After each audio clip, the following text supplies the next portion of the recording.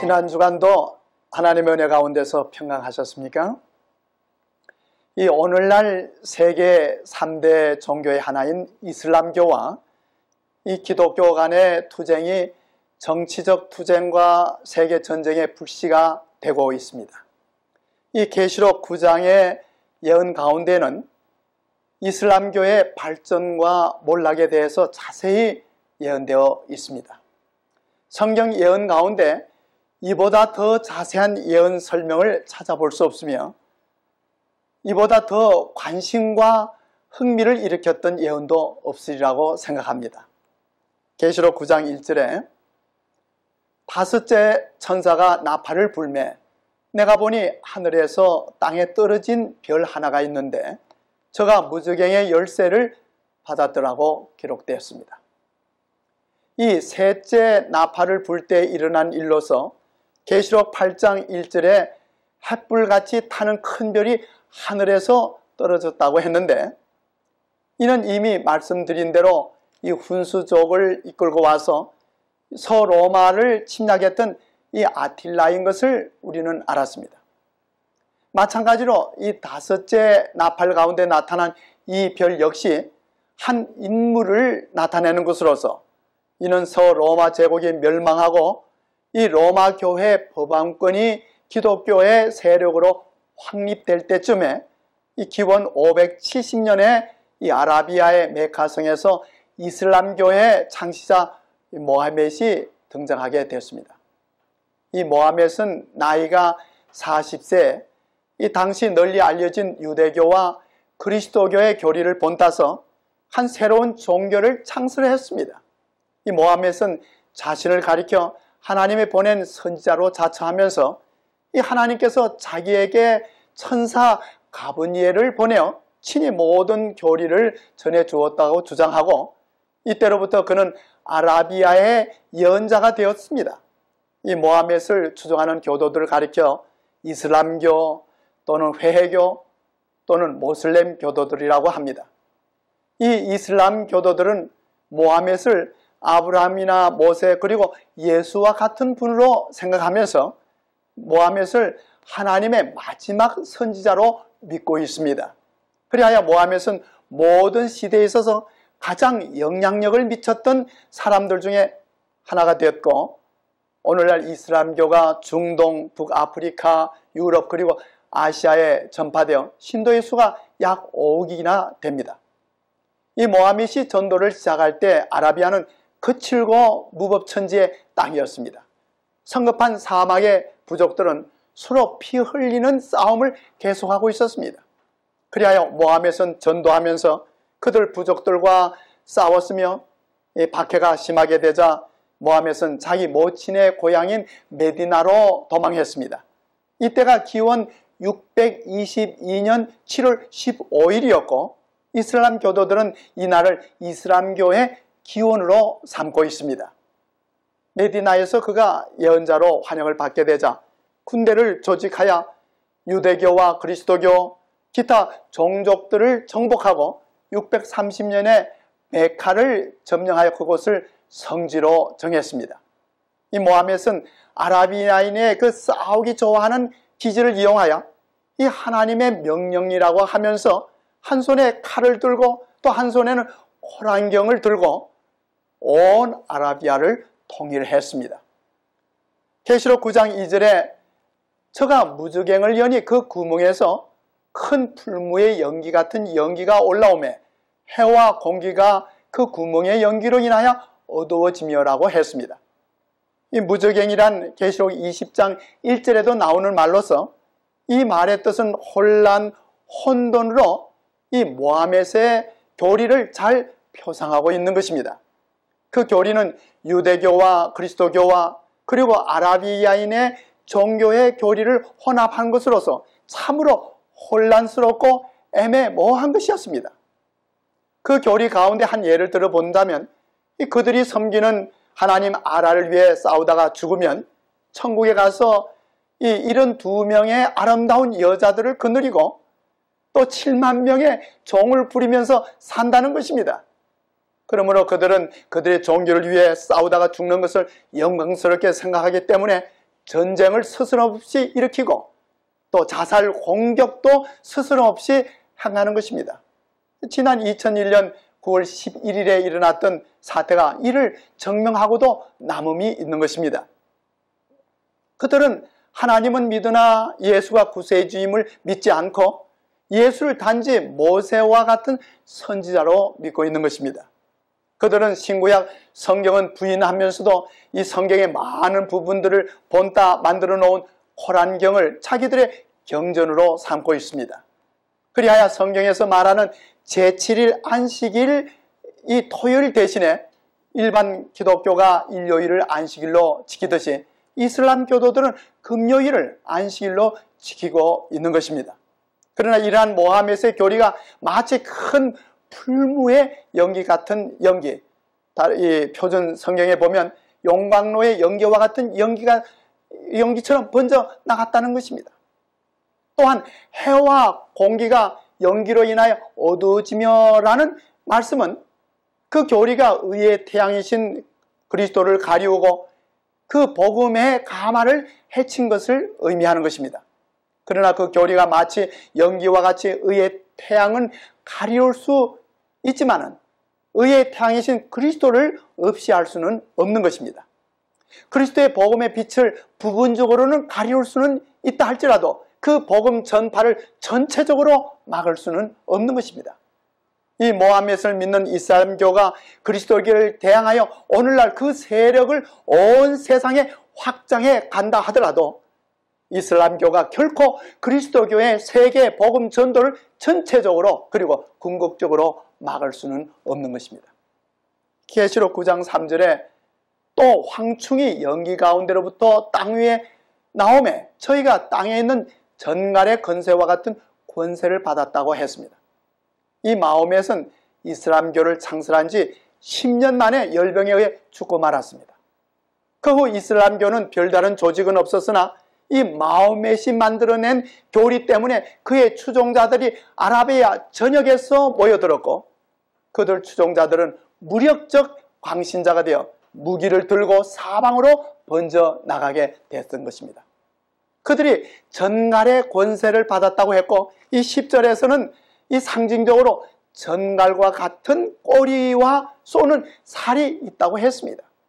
이 전갈이란 독충으로서 그 꼬리에는 쏘는 침이 있고 독이 있듯이 이슬람 교도들의 품성과 그 행동이 잔악하여 백성들에게 치명적인 해를 끼쳤고 이슬람교가 창설된 지 1세기 이내 시리아, 페르시아, 또 북아프리카, 포르투갈, 스페인까지 정복하여 이 이슬람 종교의 대제국인 사라센 제국을 건설했던 것입니다.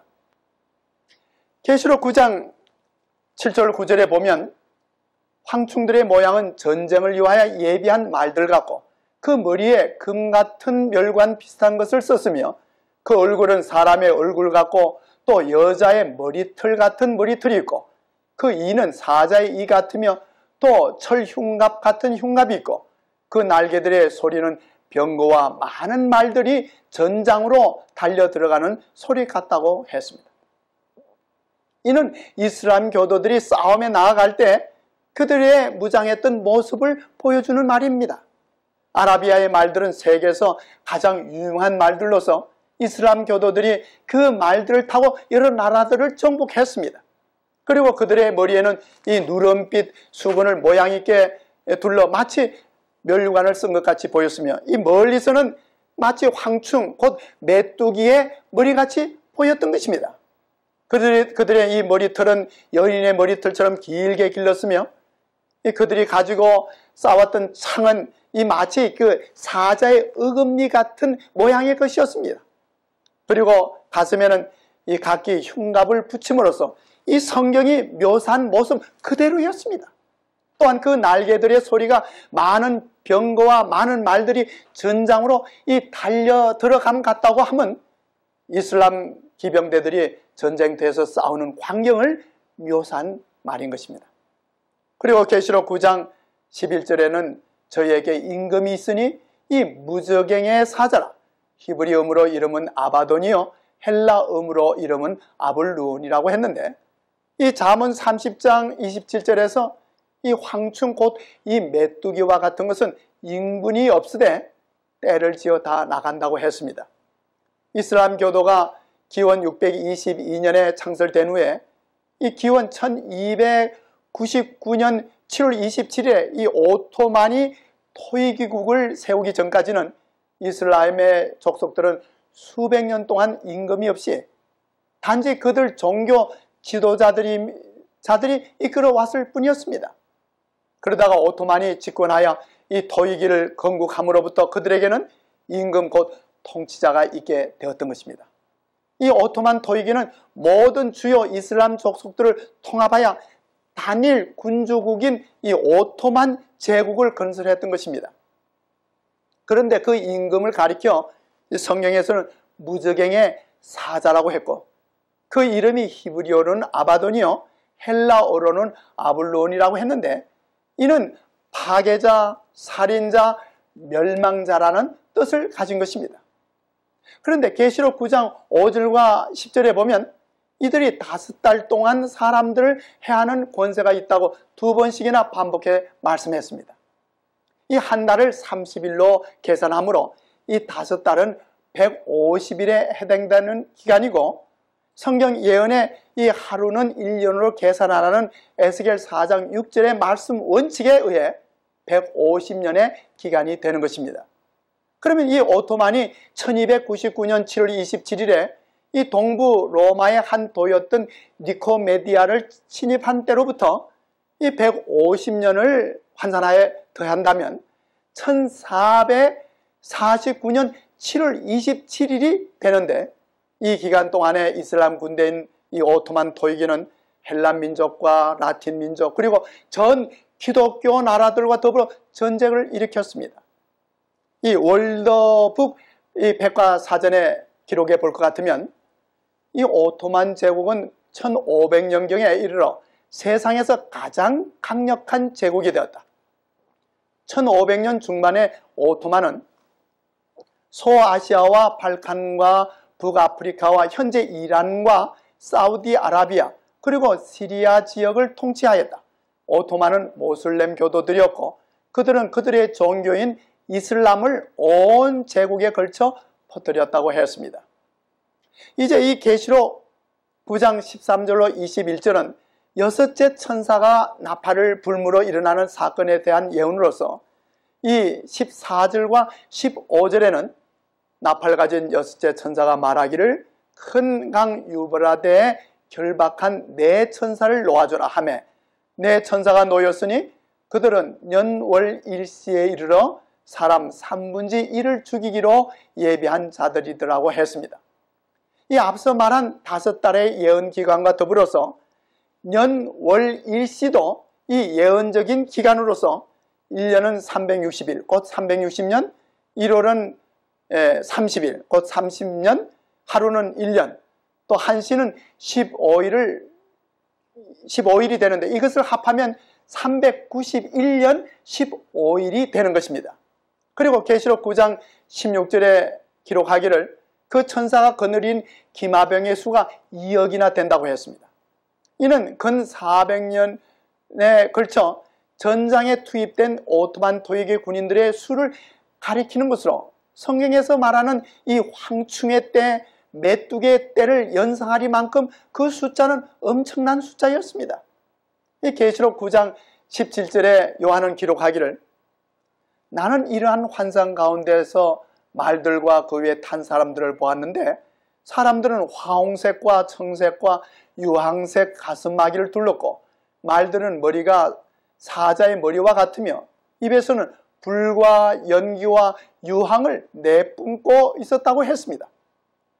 이는 이 오토만 토이기의 군인들의 모습을 잘 묘사한 말로서 이 본문에 언급된 색깔들은 이 오토만 토이기 군인들의 복장의 색깔들과 같은 것이었습니다.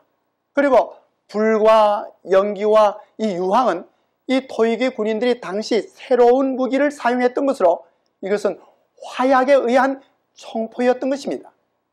18절에서는 불과 연기와 유황을 인하여 사람 1/3이 죽임을 당한다고 했고 19절에서는 청포의 모양에 대한 이 재미있는 묘사로서 그 꼬리는 뱀 같고 또 꼬리에 머리가 있어 이것으로 해하더라는 것입니다. 이것은 계시를 보던 당시에 이 전쟁 무기라는 것은 고작 칼이나 창이나 그리고 이 활로서 이 화약에 의한 총포를 전혀 보지도 못했고 상상도 할 수 없었던 것일 것입니다. 그렇기 때문에 이러한 표현은 그렇게 묘사할 수 있다고 하는 것을 우리는 상상할 수가 있는 것입니다. 이 화약을 이 대포에 사용하기를 시작한 것은 1346년의 일이었고 이 소총에 사용되기는 1500년경의 일이었습니다.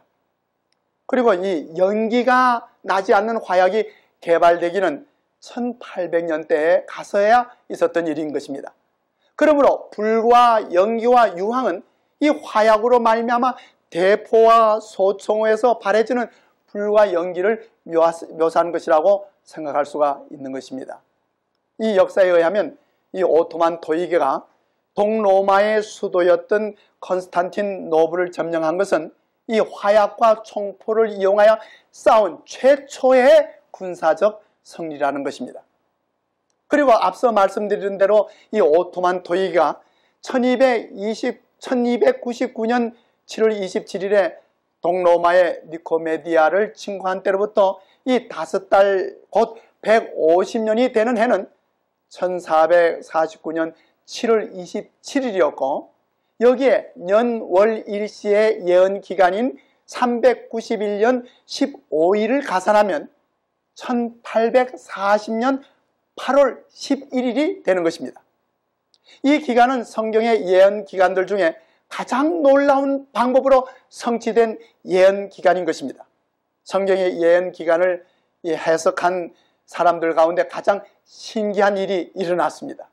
이는 미국에서 침례교 신자인 이 윌리엄 밀러가 일으킨 그리스도의 재림 운동에 합세한 이 필라델피아 조시아 리치 목사가 있었습니다.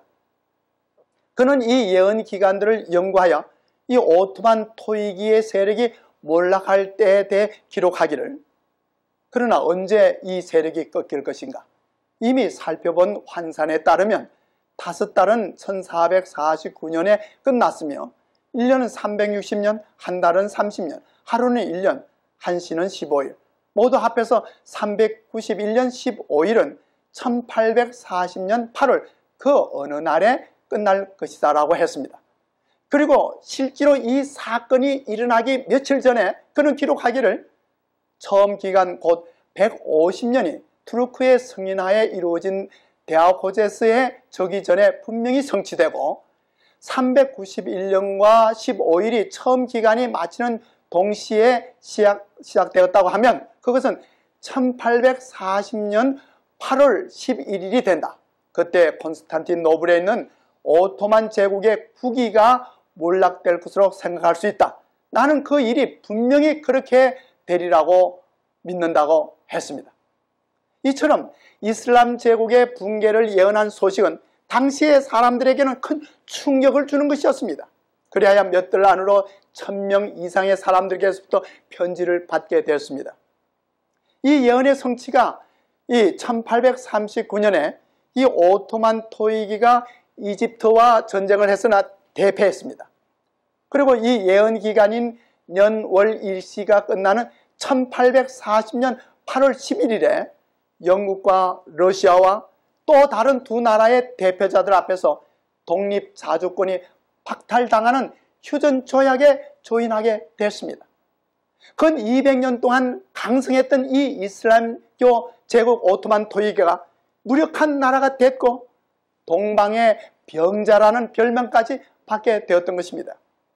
6째 나팔에서 알려진 예언 기간이 단 하루도 차이 없이 성취되자 당시 이 세인들 가운데 이 불신자들 가운데 많은 사람들이 성경에 대한 비판을 거치고 성경을 인간에게 주신 하나님의 계시의 말씀으로 받아들였으며 요한계시록의 예언에 특별한 관심을 가지게 되었던 것입니다. 그런데 계시록 8장과 9장의 7 나팔의 예언에서 현재를 살고 있는 우리가 꼭 알아야 하는 기별들이 있습니다. 그것은 첫째 나팔로부터 이 넷째 나팔은 지난주 이 시간에 말씀드린 대로 서로마 제국에 대한 하나님의 심판에 대한 것이었고, 이 오늘 말씀드리는 다섯째와 이 여섯째의 나팔에서는 동로마에 대한 하나님의 심판인 것입니다.